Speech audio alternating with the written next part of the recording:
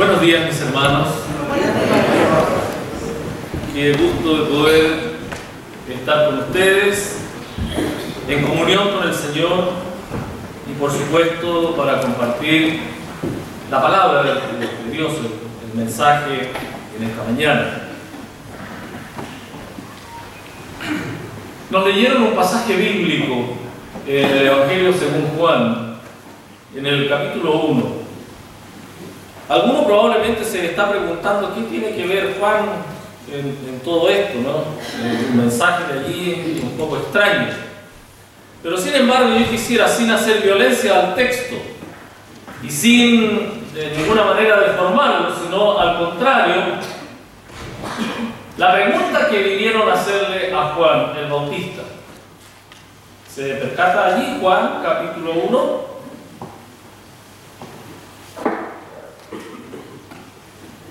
¿Lo encontró ya? ¿Lo tiene en su Biblia?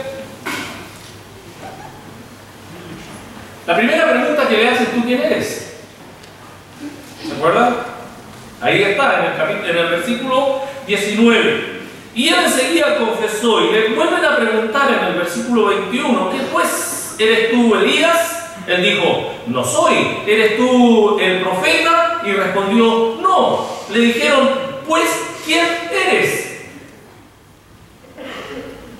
Y yo creo que esas son preguntas absolutamente vigentes para nosotros en el día de hoy. Y quiero decir por qué. Porque pienso que nosotros necesitamos mantener y saber quiénes somos, cuál es nuestra identidad. Se habla mucho de identidad en este tiempo. Pero observamos nosotros también de que la ignorancia es la causante, mis hermanos, de muchos errores y de grandes fracasos. Y eso lo hemos visto a través de toda la historia.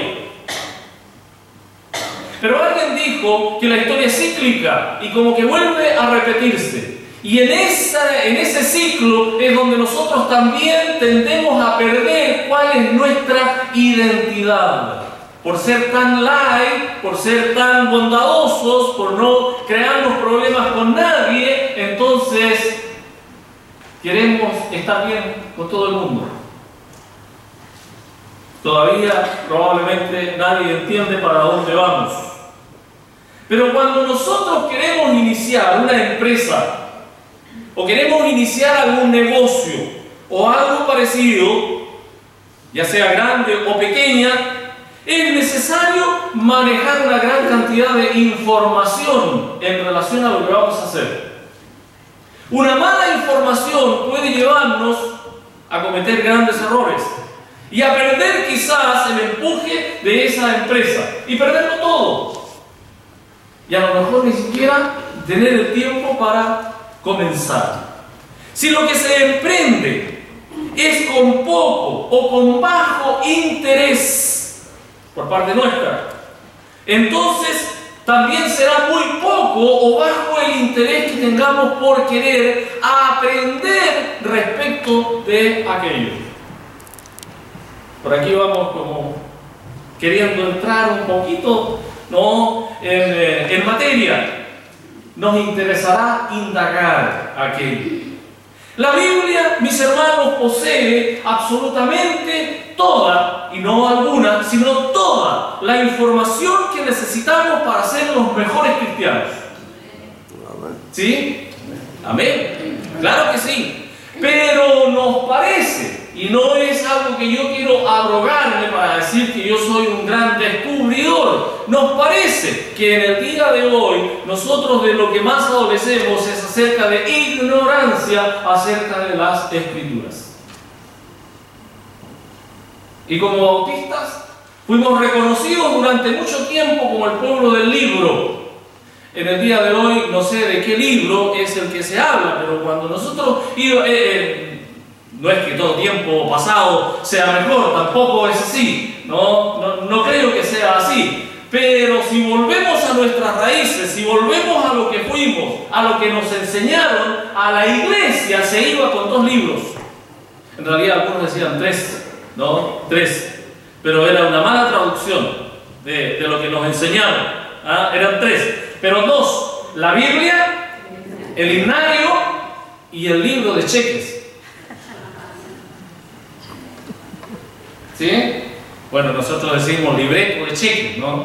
Pero ya entenderán lo que quiero decir. Entonces, Dios es el que nos está llamando, por cierto, a que nosotros le sirvamos, ¿sí o no? Mi hermano, ¿Dios le llama a usted a servirle, sí o no? ¿Nos llama a servirle? ¿Sí o no? Pero ¿cómo vamos a servir a Dios si no sabemos lo que Dios quiere que hagamos? Y la única fuente que yo sepa donde Dios nos habla es a través de su palabra. ¿O no? No podemos nosotros valernos de la experiencia. La experiencia es personal. El encuentro con Dios es personal. Pero lo que Dios quiere está en su palabra. Y aun cuando es personal, Dios no la va a revelar de otra manera, sino yendo a la palabra. Y esa es la fuente básica de información. Nosotros debemos poseer la máxima información, no poca, ni pequeña, ni a medias, ni para empezar, sino la máxima información concerniente a esta nueva vida que hemos iniciado en el Señor. ¿Amén? Amén. Claro. ¿Cuál es nuestra identidad? Cuando, bueno, aquí me imagino que muchos son papás y otros hijos. Pero una de las cosas que habitualmente estamos preguntando dentro de nuestra familia, ¿y de dónde venimos? ¿Y quiénes eran nuestros abuelos? ¿Quiénes eran nuestros tíos? ¿De dónde salieron? Y estamos siempre fustigando a los papás, preguntándoles, y llega el momento en que ya recabamos información y sabemos de dónde venimos. ¿Sí o no? Algunos con más interés, otros con menos interés, pero al final estamos interesados en nuestra familia. ¿Cuáles son nuestras raíces? ¿De dónde venimos? ¿Por qué estamos aquí? Pero a mí, sépanlo, a mí me interesa de dónde viene mi familia. Pero yo quiero decirle algo, con todo respeto. No me interesa mucho de cuál es la familia suya. ¿Para qué? ¿Se dan cuenta? Dentro del Evangelio también hay muchas familias, quiero decir, hay varias iglesias, muchas iglesias, pero a mí no me interesan las otras iglesias. El Señor me llamó dentro de la iglesia bautista y es aquí donde yo quiero estar. ¿Sí o no? Amén. ¿Pero por qué, mis hermanos? ¿Por qué? Porque nos sentimos cómodos, porque el templo está ubicado más al centro, porque nos queda más cerca, porque las bancas son más interesantes, porque nos da cierto estatus estar en esta congregación. No, eso no tiene importancia. Eso es lo de menos. Pero lo importante es por qué yo estoy aquí. ¿Qué le importaría a usted saber acerca de mi familia? Pero a mí sí me importa. Y aquí es donde a nosotros debe importarnos cada día, mis hermanos, y escúchenlo bien, ¿por qué soy bautista? ¿Y por qué no soy aliancista? ¿O por qué no soy de la iglesia del Señor? ¿O por qué no soy de otra iglesia?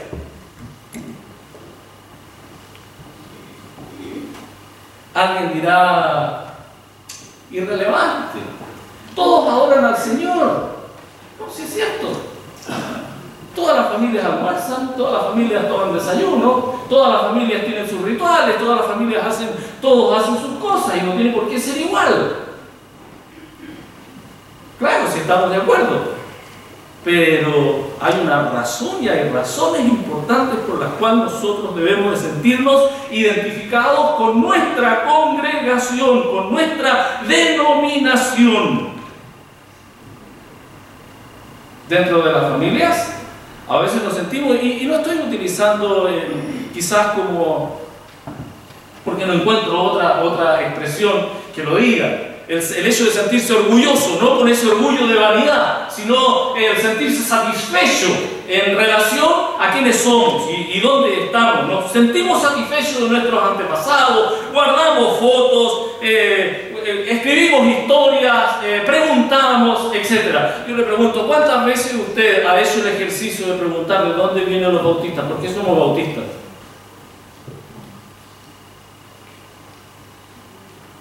Hace muchos años, cuando estaba en el colegio bautista, Una vez invitaron a un señor que era un oficial de las Fuerzas Armadas aquí de la ciudad. Y en su discurso él dijo: yo estoy muy contento de tener a mis hijos aquí en el colegio porque ustedes son seguidores de Juan el Bautista.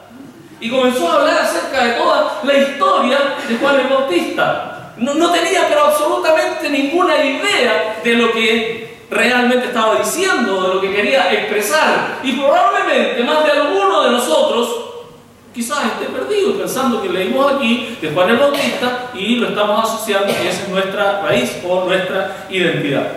¿Qué sabe usted de sus antepasados bautistas? ¿Le da lo mismo? Como que se cantaba hace un tiempo: no me importa la iglesia que vaya, si detrás del Calvario tú estás. ¿Sí? Dame la mano y mi hermano se la hace. Ya, y se acabó. Pero la iglesia que vaya, Testigos de Jehová, Mormones, también son iglesias.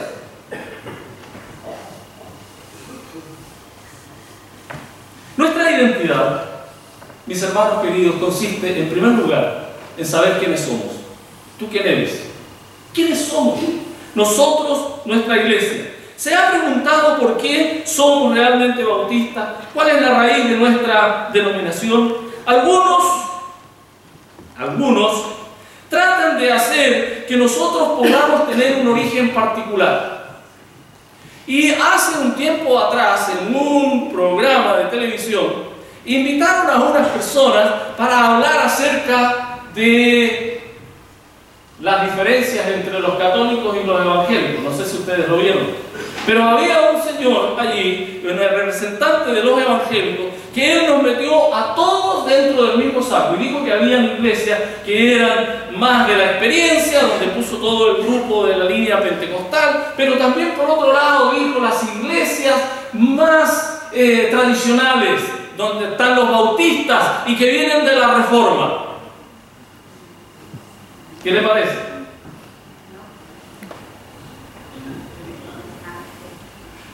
¿Sí? ¿No? Y cuando nos dicen que somos protestantes,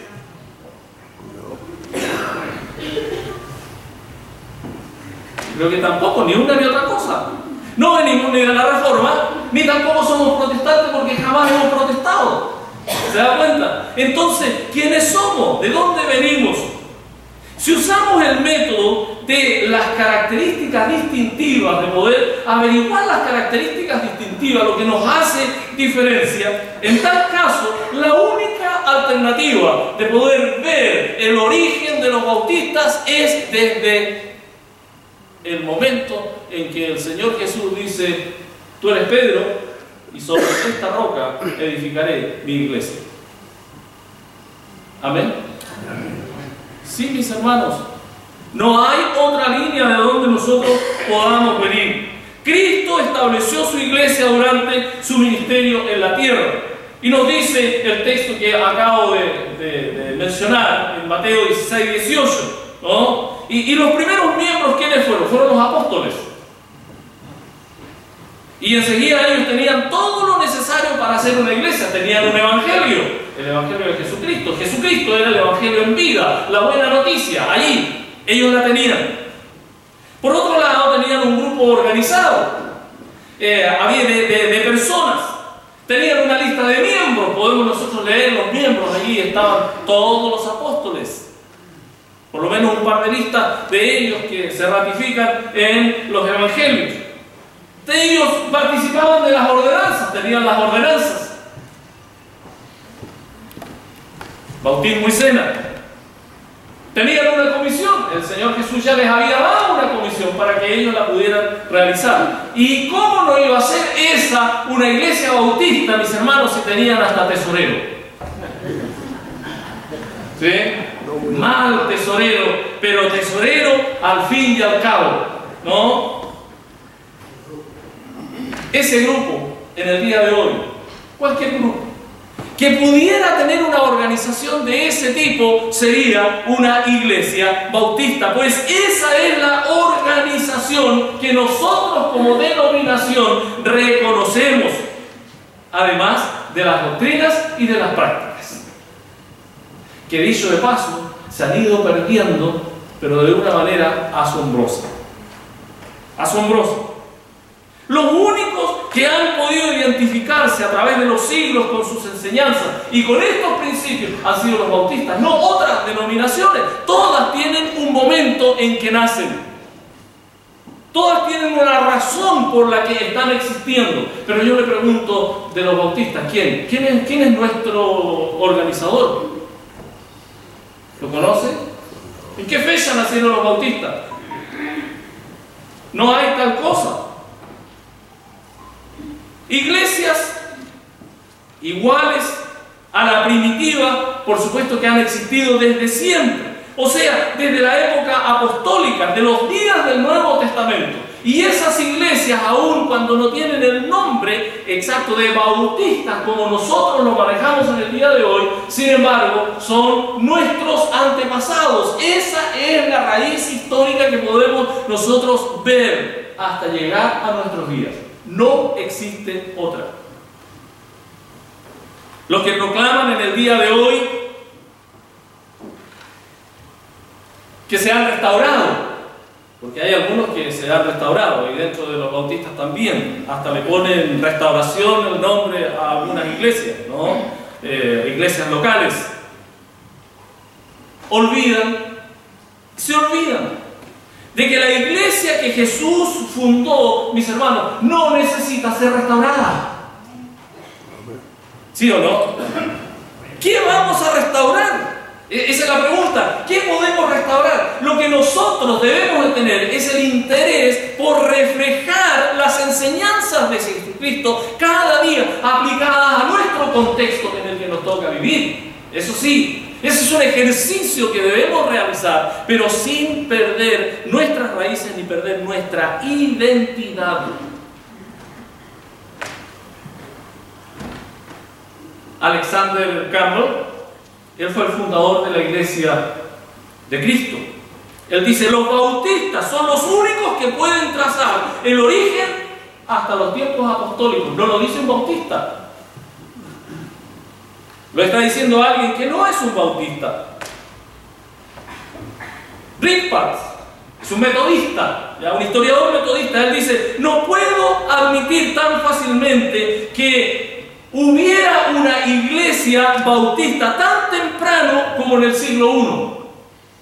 Dice, me cuesta, dice, me resisto. En otras palabras, lo que él está diciendo es mi orgullo el que no me permite poder mirar aquello. Pero sin lugar a dudas, agrega, hubo bautistas entonces, siendo que todos los creyentes desde el comienzo eran bautistas. ¿Qué le parece? No lo dice un bautista. Dermot, el iniciador de la iglesia reformada de Holanda, dice textualmente, los bautistas pueden considerarse como la única comunidad cristiana que ha existido desde los días de los apóstoles, que se ha conservado en su pureza y que han conservado de esa manera las doctrinas del Evangelio durante siglos. No lo dice un bautista. Y así podríamos seguir. ¿Se da cuenta? Ahora, podemos trazar el momento en que se fundaron muchas iglesias. Por ejemplo, los católicos, la iglesia católica, que ellos uno podría decir, mire, vienen desde la época de los apóstoles. No. 312, en la época de Constantino. La iglesia luterana, 520, en Alemania, Martín Lutero. La iglesia episcopal en Inglaterra, con Enrique VIII, 1534. La iglesia presbiteriana, 1536, con Calvino. La iglesia metodista, 1740, con Juan Wesley. La iglesia de Cristo, 1827, con Campbell, de los Estados Unidos. Los nazarenos, 1895, por Price. Y la pregunta sigue, ¿y los bautistas? No lo tenemos. Ya vimos la razón por qué. Pero ¿qué nos identifica de otros, mis hermanos? ¿Qué nos identifica? Haber luchado por siempre por la libertad de conciencia y religiosa. Ese es uno de los principios que nos alientan y por la cual muchos de nuestros antepasados no solo pelearon, sino dieron su vida. No es que salieron ellos a pelear, pero defendiendo esos principios, algunos dieron su vida. No estamos para hacer prosélitos, como dice el Señor Jesús, ni obligar a nadie. Nuestra conciencia, la libertad de conciencia, Dios, creemos, habla individualmente a cada una de las personas que llaman. Dios no puede hablar por medio mío para usted. El Señor me dijo, mi hermano, que usted, un momentito, si Dios quiere decir algo, que me lo diga a mí. ¿Por qué lo va a decir a través de otro? ¿Se da cuenta? Libertad de conciencia. Los iniciadores del movimiento más grande de las misiones que el mundo ha conocido fueron los bautistas. Y ahí está la gran obra de Guillermo Carey yendo a la India. ¿Y cómo fue apoyado? Bueno, algunos no creían mucho en las misiones, ¿no? Y la historia de Guillermo Carey es muy interesante. Él fue a la India apoyado por 10 pastores que tenían un sueldito, pero cada uno puso el 10%. Y con eso él se fue a la India. Pero allí vemos los bautistas. La primera escuela dominical comenzó en una iglesia bautista en Londres. Y qué pena que en el día de hoy poco interés por la escuela dominical, donde siempre podemos tener la oportunidad en ella de aprender más acerca de la Biblia. Las mejores historias que en mi vida yo he conocido, los mejores maestros que me enseñaron, estuvieron en la escuela dominical. Puedo recordar mi profesora de intermedios, con qué pasión nos enseñaba del Antiguo Testamento, pero con qué pasión, cómo se preparaba y cómo nos gustaba ir a la escuela dominical. En el día de hoy, ojalá no haya escuela dominical, porque así tenemos un poquito más de tiempo para dormir. ¿Sí? Poco interés. Por la influencia de los bautistas ingleses se creó la primera sociedad bíblica. La primera sociedad bíblica. ¿Qué le parece? Y seguimos. La lucha por el principio de separación de la iglesia y del Estado. A César lo que es de César, a Dios lo que es de Dios. Y ahí está. Y podemos ver nosotros tanto en Europa como en Estados Unidos con la influencia. Los bautistas, no es que se jacten, pero los bautistas, gracias a Dios, han creado hospitales. Los hospitales más grandes que yo he conocido en los Estados Unidos son bautistas. Universidades. En el estado donde nosotros vivíamos, 4 universidades de los bautistas. Seminarios teológicos en muchos lugares. Los 7 seminarios más grandes que hay en el mundo, en los Estados Unidos, son bautistas. Entonces el esfuerzo, la obra social, también. Pero eso es trabajo de los bautistas. ¿Y qué implica eso? Implica el otro ejercicio, el ejercicio de la mayordomía. Mayordomía. ¿Y qué es eso? La mayordomía no es solo meter la mano al bolsillo o sacar la cuenta a fin de mes para entregar el diezmo, porque ese es una parte, pero es la entrega total de mi vida para el Señor, porque estoy dependiendo de Él. No me duele el diezmo, no me importa, porque yo sé que el Señor me va a dar mucho más que eso. Pero qué pena que nosotros hemos perdido aquello. Que otros den, pero yo no. Que otros se comprometan, pero no yo. Hay obras para realizar, bueno, que otros la hagan, pero yo no. Yo miro desde fuera y digo, eso es de nuestra iglesia. Pero, ¿y dónde está mi compromiso? La libertad de conciencia, como decíamos hace un momento. El gobierno congregacional, guiado por pastores, pero no gobiernos episcopales, donde el pastor tiene la autoridad para decir yo hago y deshago. No es así. O un grupo que decide por la iglesia. No, donde todos tenemos la posibilidad de participar. Ahora, que usted no quiera participar, esa es otra historia. Pero las sesiones de la iglesia están todos, absolutamente todos los miembros invitados. Y no debería de faltar, pero ninguno. Sería nuestro compromiso como cristianos. La cena del Señor, no un sacramento, sino algo donde nos vamos a encontrar con el Señor, donde vamos a celebrar al Señor, como decía mi hermano Marcos. Son oportunidades para poder celebrar. Eso es lo que nosotros creemos, y el sacerdocio universal de los creyentes. Todos tenemos la posibilidad, todos tenemos la oportunidad, todos tenemos el derecho dado por el Señor Jesucristo de poder interceder por nosotros y también interceder por otros. Cada uno de nosotros. Y aquí estamos entonces con nuestra identidad. Yo decía que uno de los elementos importantes es esta idea de poder realizar trabajos, obras sociales. ¿Cómo nos proyectamos como bautistas ahora?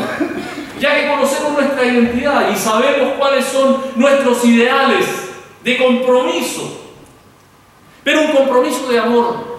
Y mis hermanos, nosotros, permítanme decir, que como cristianos, como bautistas, hemos perdido el rumbo de algo tan trascendental, tan importante, y le hemos dado paso a que el Estado asuma la responsabilidad y el compromiso con las obras sociales que nosotros deberíamos de estar haciendo, que nunca deberíamos de perder de vista. El trabajo con niños, el trabajo con ancianos, etc. Y el Estado lo hace porque es su obligación, pero para nosotros sería el principal motivo el amor. Y si no lo estamos haciendo es porque el amor lo hemos definitivamente perdido. Y este principio de separación iglesia-estado, ¿a qué nos lleva? Nos lleva a que nosotros asumamos históricamente nuestra responsabilidad como mayordomos. Pastor Ríos, cuando él era secretario coordinador, hace poco tiempo, ¿cuál era uno de los requisitos para que una iglesia se pudiera ser reconocida como iglesia, una congregación se reconociera como iglesia dentro de la convención? Autosostenimiento, aporte al plan cooperativo. ¿Qué significaba eso? Que la mayoría de los miembros sean diezmadores, no ofrendadores, mis hermanos, diezmadores. Como principio fundamental dentro de los bautistas está eso: misiones, orfanatos, colegios, universidades, hospitales, sin la ayuda del Estado, sino solo con las ofrendas y los diezmos, no con beneficios, no haciendo comida, no reuniendo fondos de otra manera. En la Biblia no veo absolutamente en ninguna parte que haya otra manera de poder recolectar los fondos que la iglesia necesita, sino es a través de los diezmos y de las ofrendas. Amén. Y esos están con cada uno de nosotros. Cuando fue el terremoto allá por el año 80 y tanto en Santiago, cayeron varios templos. Y entre esos cayó el templo de la iglesia donde mi madre asistía, que era la iglesia del Salto. Y ella dice, me contaba, que un día llegó el pastor muy entusiasmado porque los arengaba y qué hacer y cómo para poder levantar el templo. Y un día llegó el pastor pero entusiasmadísimo y dice: hermanos, hemos conseguido el dinero para poder levantar este templo. Y todos, bravo, ¿usted está contento, mi hermano? Sí, gloria a Dios. ¿Dónde está el dinero? ¿Saben quién lo dio? El diezmo de cada uno de ustedes, el que está en sus propios bolsillos y en sus billeteras. Con eso es lo que vamos a levantar este templo. Ahí ya no hubo tantos amén. Sin lugar a dudas. Pero mis hermanos, sirvió para que ellos pudieran hacerlo. Pero ese compromiso con el Señor, si nosotros realmente amamos nuestra identidad, una de las cosas que tenemos que tratar de lograr es eso. Recordarán entonces los más antiguos que así era. Si nos preciamos de ser bautistas y nos sentimos nosotros orgullosos, pero no vanidosos, no, vuelvo a repetir, sino contentos, entusiasmados de poder ser, comprometidos con nuestra denominación, comprometidos con nuestra iglesia, ese será uno de nuestros principales baluartes para poder llevar adelante. Estoy cansado, mis hermanos, de decir algo que no me enorgullece, ni a mí ni a usted. Nosotros salimos con mi familia en el año 1999 en esta iglesia. ¿Lo digo o no lo digo? Lo digo o no lo digo. Lo voy a decir.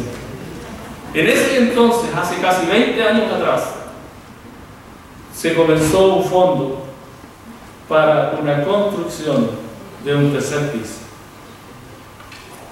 Era un fondo pro construcción. Pregúntele al tesorero cuánto se ha recaudado en estos 20 años.